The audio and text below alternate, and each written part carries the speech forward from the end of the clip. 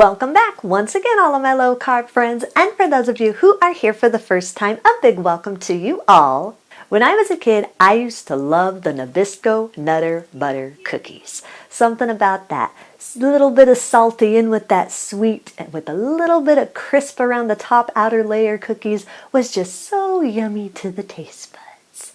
But of course, as I got older, started having diet restrictions and just plain finding out that some things are just not good to have in your food, I had to go on a mission and find a good keto nutter butter substitute. And of course, I am successful because I'm a genius. So today, I'm going to teach you how to make keto peanut butter sandwich cookies, or as I like to call them, keto nutter butter cookie substitutes.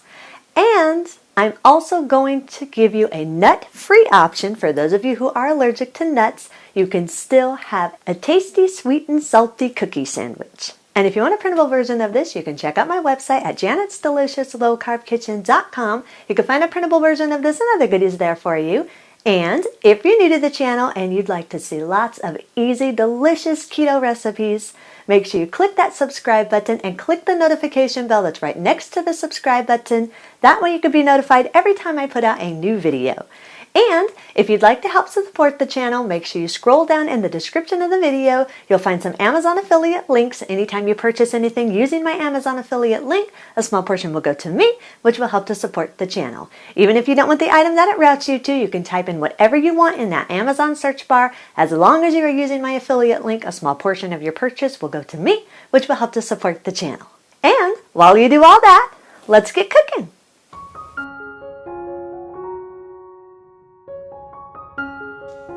Preheat your oven to 350 degrees. Line 2 large baking sheets with parchment paper. In a medium mixing bowl, combine a half cup of granulated swerve or granulated sweetener of your choice and a half cup of brown swerve or brown sugar sweetener of your choice. Use a fork and stir these all together until they're fully combined and there are no lumps in the brown swerve. You can also sift these in if you'd rather sift them in. Either way, whether you sift or use a fork, make sure all the large lumps are out of the brown swerve. If you need to, you can get your fingers in there and press out any large lumps. You want to make sure that both of the sweeteners are fully combined.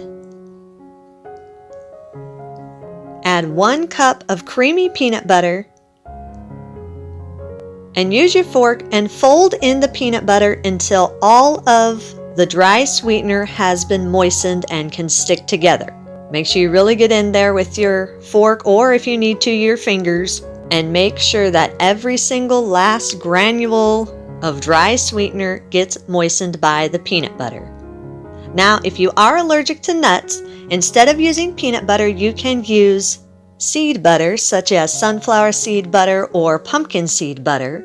If you use pumpkin seed butter, your cookies will most likely have a little bit of a green tint.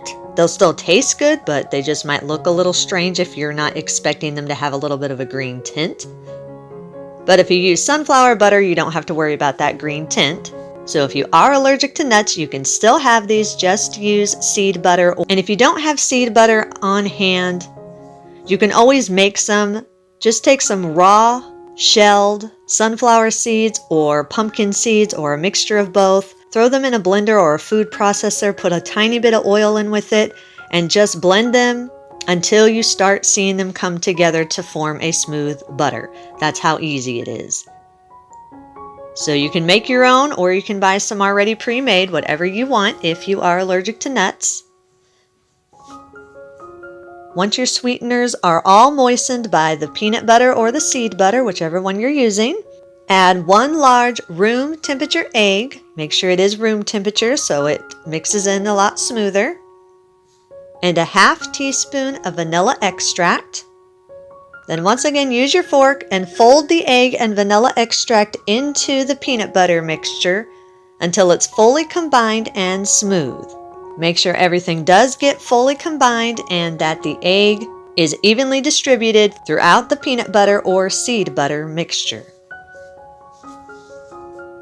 Once it's all combined and your peanut butter or seed butter mixture is nice and smooth, Scoop out the mixture about a half tablespoon at a time onto your prepared baking sheets.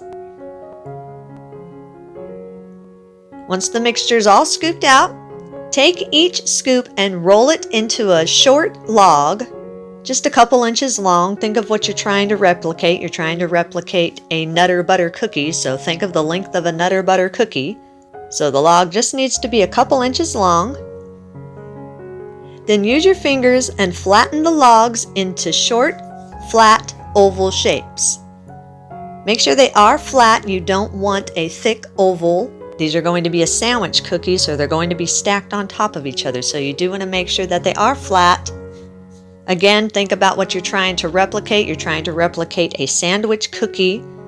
So think about the thickness of what the cookies are on a sandwich cookie.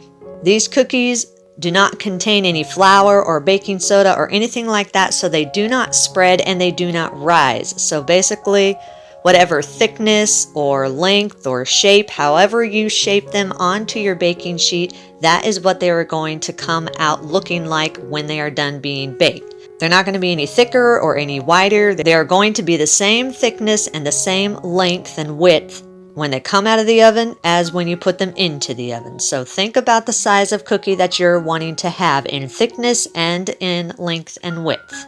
That's what you're looking for when you're done shaping your ovals. If you want to, you can use your fingers and press the middle of each of the cookies in to get that peanut shell shape that the original Nutter Butter cookies have. I don't do that just because I'm not that particular about the shape. I want it to taste good more than look like a nutshell. But it's up to you whether you want it to actually look like the Nutter Butter cookies or if you just are like me and just want it to taste good. So it's up to you whether you want to do that or not. Once they are shaped, place the cookies in your preheated oven and bake at 350 degrees for about 8 to 10 minutes or until they're golden around the edges. They will be a little bit soft, but they will crisp up as they cool. The longer you cook your cookies, the more crispy they're going to be after they have cooled. So if you're wanting an extra crunchy cookie, then you should probably cook them for about 10 minutes or even a couple minutes after 10 minutes, depending on how crunchy you want them. If you want them more on the soft side, then 7 to 8 minutes.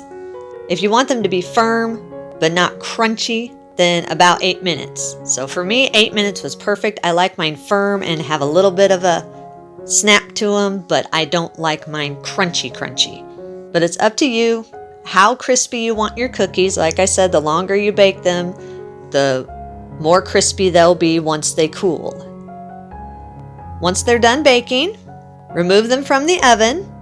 Again, they will still be soft, but they will firm up as they cool. Allow them to cool on the pan for about 10 minutes or until they're firm enough to transfer to a wire rack without them falling apart on you. Then transfer them to a wire rack and allow them to cool completely before you put the filling on them. For the filling, in a medium mixing bowl, combine a half cup of creamy peanut butter, or again, if you're allergic to nuts, you can use sunflower seed butter or pumpkin seed butter. Add 1 cup of powdered swerve or powdered sweetener of your choice, and a half teaspoon of vanilla extract. Use your fork and stir these all together until they're fully combined. Make sure they are completely combined and that every part of your powdered swerve gets moistened by the peanut butter or seed butter and the vanilla extract. Once it's all combined, add the milk of your choice about a half tablespoon at a time until your mixture is fully combined and smooth. It should come together and start forming a smooth ball. It's almost going to feel like a dough almost. If you want it more creamy, you can always add a little bit more milk, however much you want. So add a half tablespoon of milk of your choice. Use your fork, stir it in until it's combined. Add another half tablespoon until you get the desired consistency of the filling that you want. You're looking for it to come together and to form a smooth ball. It's going to have an almost dough-like texture. I used a total of 2 tablespoons of milk, but again, however creamy you want is up to you. So if you want it more creamy, add more milk. If you want it less creamy, add less milk. For me, 2 tablespoons total was perfect. Once your filling's fully combined, set it aside until your cookies have cooled completely. Once your cookies have cooled completely, turn half of the cookies upside down. Then use your fingers and spread a half tablespoon of the filling across the center of each one of the upside down cookies. Make sure you use your fingers and pat the filling down so it's evenly spread. You don't want your filling lopsided, so try to smooth it out as even as you can.